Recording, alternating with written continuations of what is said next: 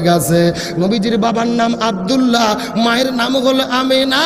আমিনার গর্ভের ভেতরে যেই দিন নবীর অস্তিত্ব লাভ হয়ে গেছে, ওই আমিনা যেই দিন রাস্তা দিয়ে হেঁটে যায়, আমিনার শরীরের মধ্য থেকে সুঘ্রাণ বের হয়ে পুরো জমিনের মধ্যে ছড়ে পড়ে।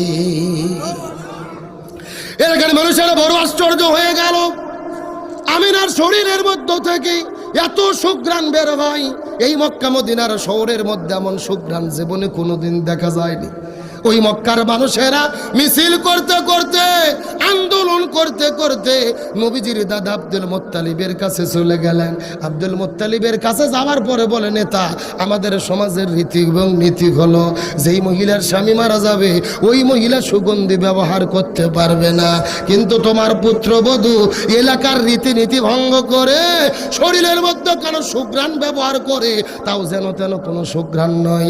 এমন সুঘ্রাণ মক্কা মদিনার কোনো দোকানে খুঁজে পাওয়া যায় না। আব্দুল মুত্তালিব স্ত্রীকে সঙ্গে করে নিয়ে আমিনার কাছে যাওয়ার পরে ডাকতে বলে, আমিনা, এ পুত্রবধূ মা, তুই কি আমাদের নাক কান গলাগুলোকে তুই কেটে ফেলবি রে মা? তুই কি আমাদের অপমানিত করবি? তুই কেন শরীরের মধ্যে সুগন্ধি ব্যবহার করিস?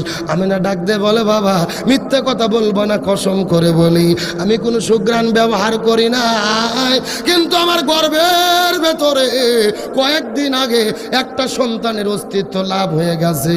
যেদিন থেকে সন্তান পেটের মধ্যে এসেছে সেই দিন আমার জীবনে একটা আশ্চর্যজনক ঘটনা ঘটা শুরু করেছে, আমার জীবনের মধ্যে অলৌকিক ঘটনা ঘটা শুরু করেছে। কসম করে বলি, মিথ্যা কথা বলবো না, আমার পেটের ভেতরে সন্তানের যখন অস্তিত্ব লাভ হয়ে গেল, রাতের বেলা লক্ষ্য করে দেখি আমার ঘরের ভেতরে, আমার ঘরের দরজা জানালা এমনকি ধুলো বালি কোনা পর্যন্ত আমি আমিনা আমাকে সালাম বলা শুরু করেছি। এমনকি আমি ঘর থেকে যখন বের হওয়া শুরু করেছি, ওই বাইরের গাছগুলো আমাকে সালাম করে, ওই মক্কার পাথরগুলো আমাকে সালাম করে। মিথ্যা কথা বলবো না, গর্ভের মধ্যে যখন আমার সন্তান অস্তিত্ব লাভ হয়ে গেল, আমি লক্ষ্য করে দেখি আল্লাহর পক্ষ থেকে 12 জন ফেরেশতা আগমন করেছে। আমার কাছে এসে আহলান সাহলান জানিয়ে দিয়ে গেছে, ওই জান্নাতের মধ্য থেকে 3 জন জান্নাতি মহিষী নারী।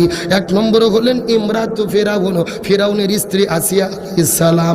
2 নম্বর উম্মে ঈসা, ঈসা আলাইহিস সালামের মা, ঈসা আলাইহিস সালামের মা মরিয়ম আলাইহিস সালাম। 3 নম্বর উক্তে মুসা, মুসা আলাইহিস সালামের বোন কুলসুম আলাইহিস সালাম।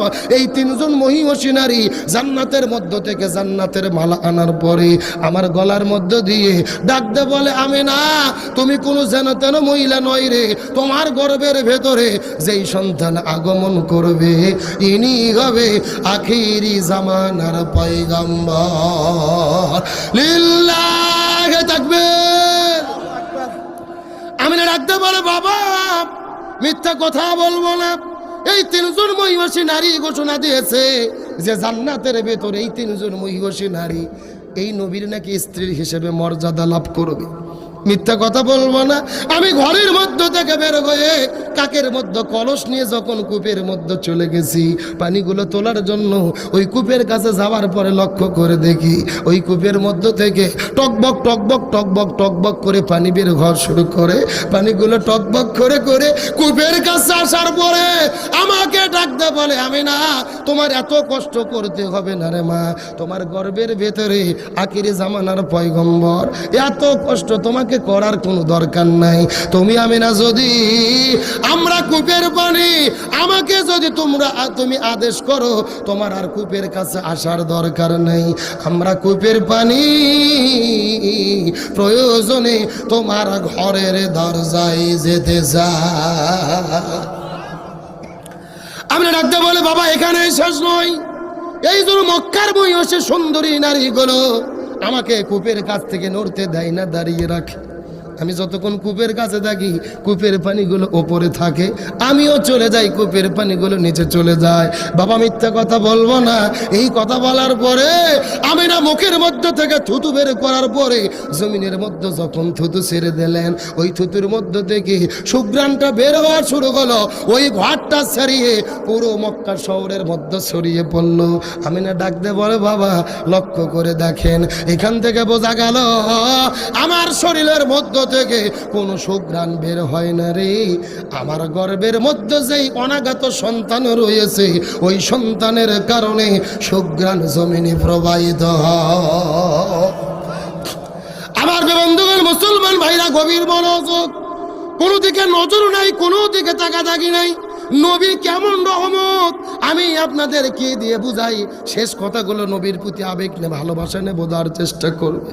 এই যে দুনিয়ার ভেতরে আমরা আগমন করেছি, আমাদের প্রত্যেকের সুন্নাতি খাতনা করেছে, কিন্তু নবীজির এই দুনিয়ার ভেতরে সুন্নাতি খাতনা করার কিন্তু কোনো প্রয়োজন হয় নাই। নবী সুন্নাতি খাতনা করা অবস্থায় এই দুনিয়ার মধ্যে আগমন করেছে। নবীর লজ্জাস্থান এই দুনিয়ার কোনো মানুষে দেখবে, কেউ স্পর্শ করবে, আমার আল্লাহ তাআলা কিন্তু এটা কখনোই সহ্য করে নাই। এই জন্য নবী দুনিয়ার ভেতরে সুন্নাতি খাতনা করা অবস্থায় আগমন করেছে। প্রত্যেকটা সন্তানের নারের সঙ্গে মায়ের একটা নারের সম্পর্ক থাকে, কিন্তু নবীজি এই দুনিয়ায় আগমন করেছে, নবীজির নারের কোনো কাটার সম্পর্ক প্রয়োজন হয় নাই।